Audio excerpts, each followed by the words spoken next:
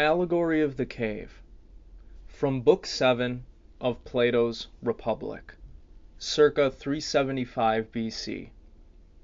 An excerpt of the conversation between Socrates, Plato's mentor, and Glaucon, his brother, translated by Benjamin Jowett. "And now," Socrates said, "let me show in a figure how far our nature is enlightened or unenlightened. Imagine human beings living in an underground den, which has a mouth open towards the light and reaches all along the den. Here they have been from their childhood, and have their legs and necks chained so that they cannot move, so that they can only see what is before them, being prevented by the chains from turning around their heads. Above and behind them a fire is blazing at a distance, and between the fire and the prisoners there is a raised walkway, and you will see, if you look, a low wall built along the walkway, like the screen which marionette players have in front of them, over which they show puppets." "I see," said Glaucon. "And do you see," Socrates said, "men passing along the wall, carrying all sorts of vessels, statues and figures of animals, made of wood and stone and various materials, which appear over the wall? Some of them are talking, others are silent." "You have shown me a strange image," said Glaucon, "and they are strange prisoners." Socrates replied, "They are very much like ourselves. They see only their own shadows, or the shadows of one another, which the fire throws on the opposite wall of the cave." "True," said Glaucon. "How could they see anything but the shadows, if they were never allowed to move their heads?" "And of the objects which are being carried, in like manner they would only see the shadows?" asked Socrates. "Yes," Glaucon said. "And if they were able to converse with one another, would they not suppose that they were naming what was actually before them?" "Very true," Glaucon replied. "And suppose further that the prison had an echo which came from the other side. Would they not be sure to fancy when one of the passers-by spoke that the voice which they heard came from the passing shadow in front of them?" "No question," said Glaucon. "To them," Socrates said, "the truth would be literally nothing but the shadows of the images." "That is certain," said Glaucon. "And now look again, and see what will naturally follow if the prisoners are released and disabused of their error. At first, when any of them is liberated and compelled suddenly to stand up and turn his neck around and look towards the light, he will suffer sharp pains. The glare of the light will distress him, and he will be unable to see the realities of which in his former state he had seen the shadows.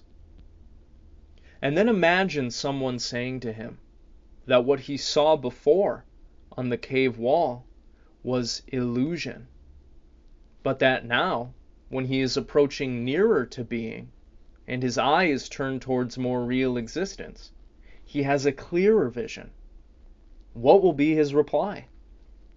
And you may further imagine that his instructor is pointing to the objects as they pass, and requiring him to name them. Will he not be perplexed? Will he not fancy that the shadows which he formerly saw are truer than the real objects which are now shown to him?" "Far truer," said Glaucon. "And if he is compelled to look straight at the fire, will he not have a pain in his eyes, which will make him turn away to take in the objects of vision which he can see, and which he will conceive to be in reality clearer than the things which are now being shown to him? True, replied Glaucon. Imagine once more that the prisoner who has been freed is reluctantly dragged up the steep and rugged ascent out of the cave, and held fast until he's forced into the presence of the sun itself. Is he not likely to be pained and irritated? When he approaches the light, his eyes will be dazzled, and he will not be able to see anything at all of what are now called realities.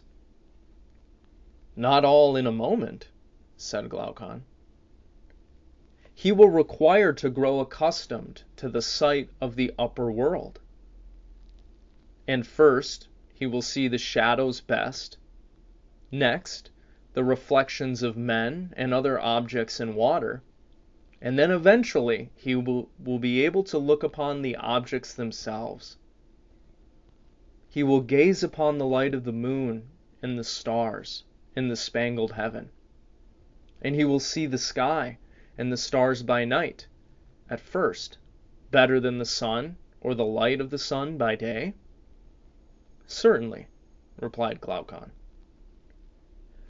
Last of all, he will be able to look at the sun directly, and not mere reflections of it in the water.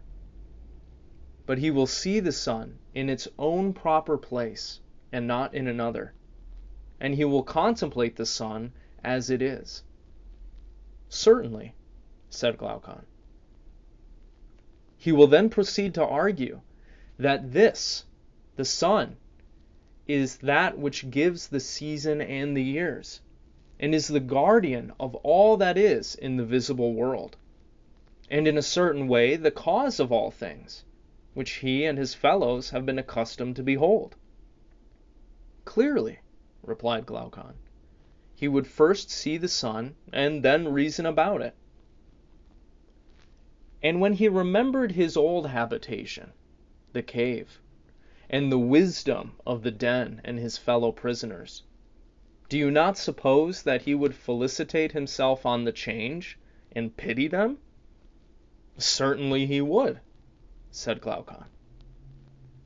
And if they were in the habit of conferring honors among themselves on those who were quickest to observe the passing shadows, and to remark which of them went before, and which followed after, and which were together, and who were therefore best able to draw conclusions as to the future, do you think that he would care for such honors and glories, or envy the possessors of them?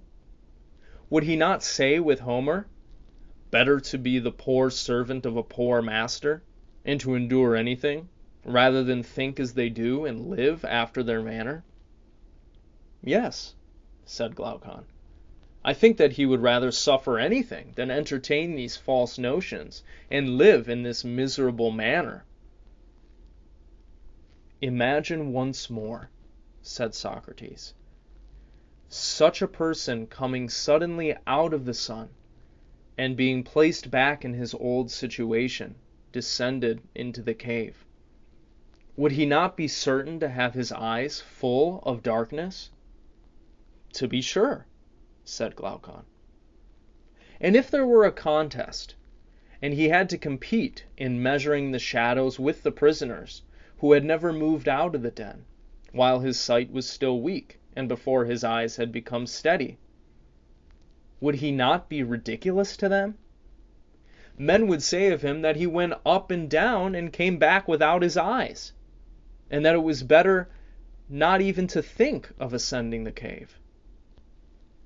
And if anyone tried to loose another, and lead him up to the light, out of the cave, let them only catch the offender, and they would put him to death.